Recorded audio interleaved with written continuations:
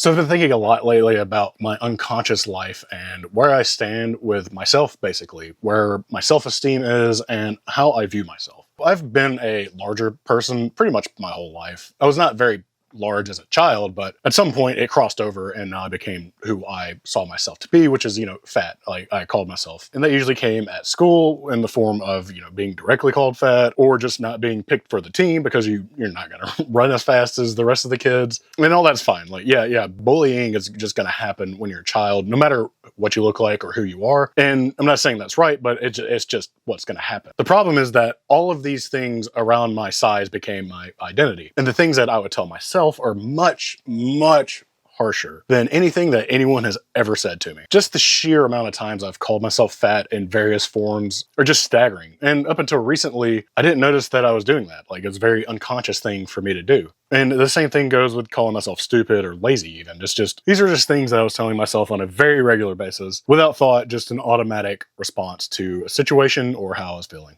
And look, I can thrive on shame, but only if it's from an external source. Because really, if somebody calls me fat, and especially if I don't know them, like, I don't care. I'm old enough now to not really take the opinions of others in that area at all. Like, it just doesn't matter to me. But all of the shame has been unconsciously internalized. Yes, I've had people throughout my life call me fat or lazy or stupid. But honestly, I find that most people are generally nice. Even like the people who don't like me don't tell me to my face these things. And personally, I'm not one of those people that will fall into like talking about how you look, how much you weigh, the things like that. What I personally do is try to hold people accountable for what they say versus what they do. So if you say something and you don't do the thing you're going to say, I will absolutely call you out for that, because I want people to call me out for that. I have that happen to me all the time. That's why I have good friends who, if I say something, they'll either push back or they will say like, "Are you sure?" Just things like this. Like, it makes you think, it makes you step back and make your words match your intention. So I sit here and I wonder, how did I let my self-esteem get so low that I can talk so harshly about myself without any repercussions? And you know what? I think it's because not once in my life have I stopped to ask, do I actually believe this? Am I not worthy of accepting myself as I am? Is putting others before yourself a sign of caring, or is it another form of hiding? And I really hate to think that if you asked me this, and even a year ago, that any of these questions would have even struck a chord with me, if they would have resonated in any sort of fashion. And I don't really think so, because I feel that I've been so entrenched in my low self-esteem for so long that there was no real way to distinguish who I thought I was versus who I really am. So I guess what really happened was I became those things that I was telling myself. That's why my self-esteem was so low, because when I was telling myself that I was fat, I stayed fat. It was a story to keep me in line with those values that I held so closely. And why did I even identify as this person in the first place? What, to beat the odds? To prove other people wrong? To prove myself wrong? And really, I'm not going to find an answer to any of these questions. I could keep asking myself questions all day long, but at the end of the day, all I really did was learn how to berate myself and think it was normal. So since I became aware of this low self-esteem trench that I found myself in, I asked myself, could I have lost weight and retained the weight loss permanently? Would I be or have more success if I didn't think I was stupid or lazy? And I think that the simple fact is yes. Just from the simple fact that I didn't think these things would mean that any amount of success would have been success. It wouldn't have been taken away from me. It would have been stripped away from me because my internalized thoughts would not have taken it away from me. And that's the entire problem, is that I've had success. I've lost weight. I got down to 282 pounds from 410 pounds for a good extended period. But the problem is that I was still telling myself I was this fat person. I was still berating myself, making sure that I knew that I wasn't good enough to keep that weight off, that I had to be the person who I thought I was. And I knew I was accomplished. I had moments of recognition of,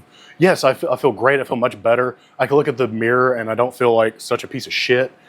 People were calling me Skinny Reed, which was really weird because I still weighed 282. Like, that was a big thing. Was I saw 282 on the scale. I looked in the mirror. Those two things didn't match up for me in my head because I knew 282 is still really big. But I didn't see that the way I felt and the way I looked, it didn't matter what the number said. I should have gone with a ladder and not just beat myself up about it. But that's not what happened. And that old saying, Rome wasn't built in a day. It took me a long time to lose weight, but it also took me a long time to gain weight. I gained back up to 400 pounds again eventually. I didn't feel like I deserved to be successful in my health and my weight loss. I felt like I deserved to be right where I was at 400 pounds. And so, I stayed there for a while. So here I am now, 36 and stagnant, finally learning lessons I wish I would have learned a decade ago. But that's not the reality, and I am grateful for the understanding that I have right now. So how do we go about breaking this negative pattern? The first thing that I'm going to do is I will question that voice inside my head that tells me I'm fat, that there's no point in doing this, that I'm stupid, and so on and so on and so on. The nagging, incessant voice in my head that tells me that I'm not good enough. And the next thing I'll do is correct that thought. And the only way I can do that is by accepting myself as I am in this moment. I can correct the thought as soon as I figure out that it's happening. And then the next thing I need to do is accept who I am so I can move forward with my life. And I need to do that without judgment, no self-deprecation, nothing. I need to accept who I am at this moment and just move forward. And all of this is in an attempt to build myself back up, to bring my self-esteem back from way down here to way up here. I don't need to be an egotistical asshole. I don't need that. I just need to be able to accept myself for who I am. I know that I'm worthy of these things that I want. I'm worthy of love. I'm worthy of success. I know these things inherently, but I've been telling myself all these things for so long, it makes me feel like that I'm just not. I just need to learn better self-acceptance. I also need to learn how to change that thought pattern in my head so I can get out of that low self-esteem trench. And I really want to know that if you've been through this, like, what are some ways that you've done this throughout your life? And I'm doing that selfishly for me because I want to know. Like, I want to know tactics and things that you do to make yourself feel better, to get yourself out of that trench. But I also want to know so that people who find this video can read what you've done, see what I've done, to be able to get myself out of these things, so that they can also feel better about themselves. Because at the end of the day, there's so many people out there that are lonely, that are just going through it, and they don't have any other outlet to change themselves.